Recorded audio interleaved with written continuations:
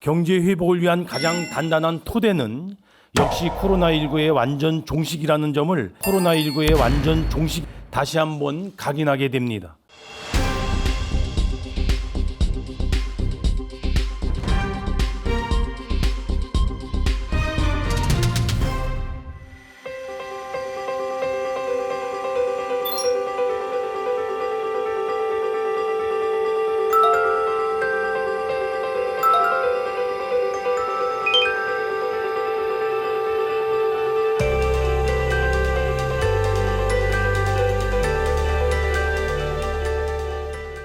지금부터 제3차 비상경제 중앙대책본부 회의를 시작하겠습니다.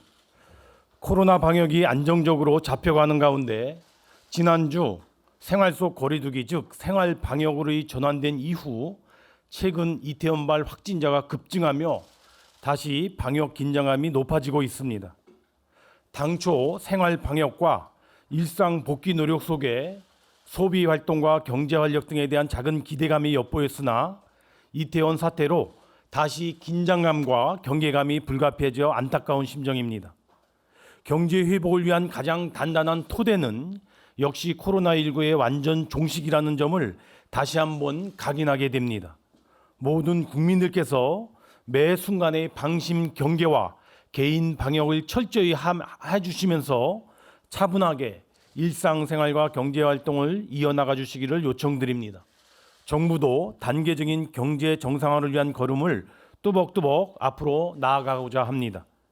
한편 어제 4월 고용동향 통계지표가 발표되었습니다. 예상했던 대로 코로나 충격으로 경제활동이 위축되면서 4월 고용사정이 3월에 이어 더 어려워졌습니다.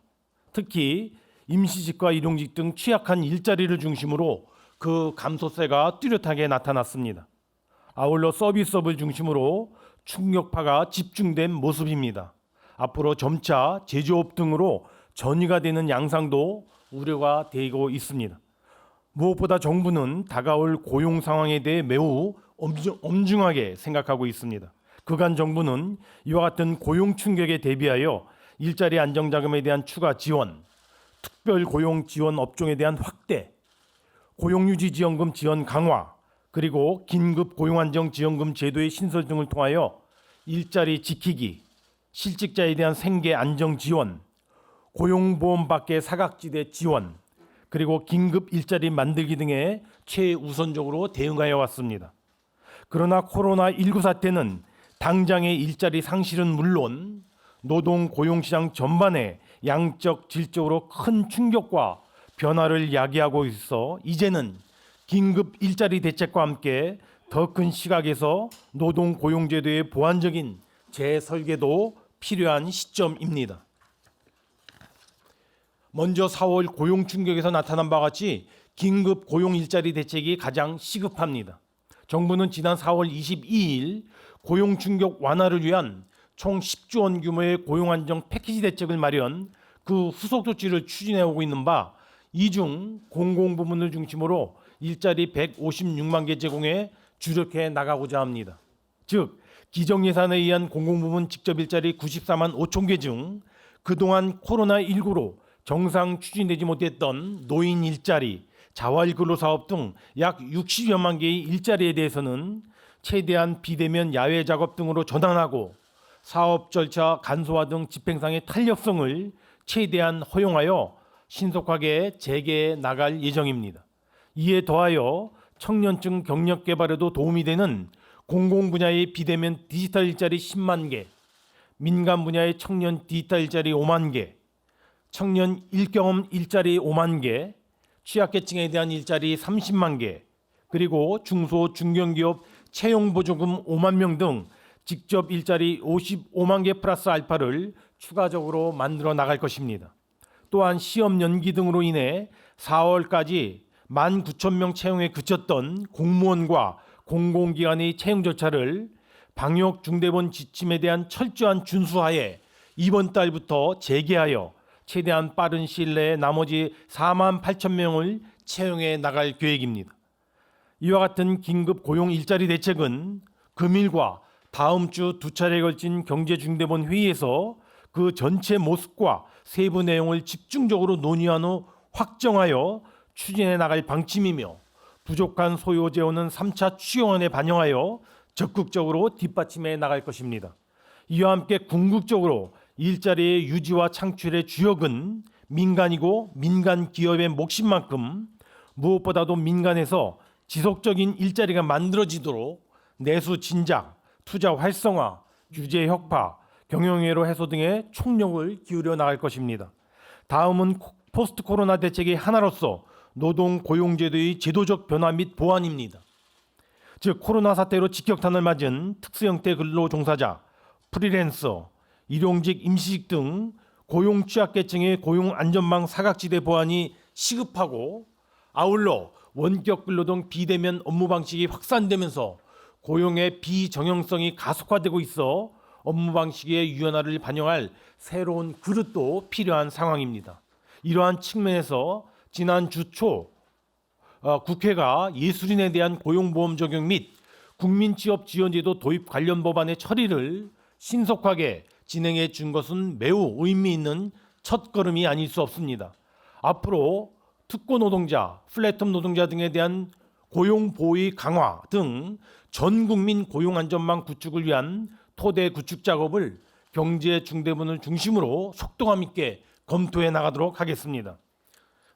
아울러 디지털 뉴딜의 추진과 연계하여 노동 고용 정책도 점차 디지털 친화형으로 전환해 나갈 것이며 이러한 차원에서 비대면 디지털 일자리를 보다 늘려나가고 재택근무 등 업무 방식 변화에도 적극적으로 대응해 나갈 것입니다. 오늘 회의에서는 경제 전반에 걸친 대응 방별 동향 및 애로 점검과 함께 의결 안건으로서 첫째, 공공부문 중심의 고용 충격 대응 방안 첫 번째 시리즈, 두 번째 안건은 감염병 대응 산업 육성 방안 등 두 건을 집중적으로 논의합니다. 첫 번째 안건은 공공부문 중심의 고용 충격 대응 방안 첫 번째 안건으로서 앞서 설명드린 기정 예산에 의한 94만 5천 개의 직접 일자리 신송 공급, 그리고 두 번째 55만 개 플러스 알파의 비대면 디지털 직접 일자리 추가 창출, 그리고 세 번째 공무원과 공공기관의 4만 8천 명 채용 절차 재개 등이 그 주요 내용입니다. 이 중 55만 개 플러스 알파의 비대면 디지털 직접 일자리 세부 추진 계획에 대해서는 다음 주 중대본회의에서 집중 논의하여 최종 확정 후 발표할 계획임을 말씀드립니다. 두 번째 안건은 감염병 대응 산업 육성 방안입니다. 코로나19 사태는 위기이면서도 동시에 K-방역 등 포스트 코로나 신성장 산업을 육성할 수 있는 기회로도 작용할 것입니다. 즉, 전 세계적으로 방역 체계에 대한 확립과 백신 치료제의 개발 등에 대한 관심과 필요성이 커지면서 이 분야의 산업적 성장을 위한 기회의 창이 열리고 있습니다.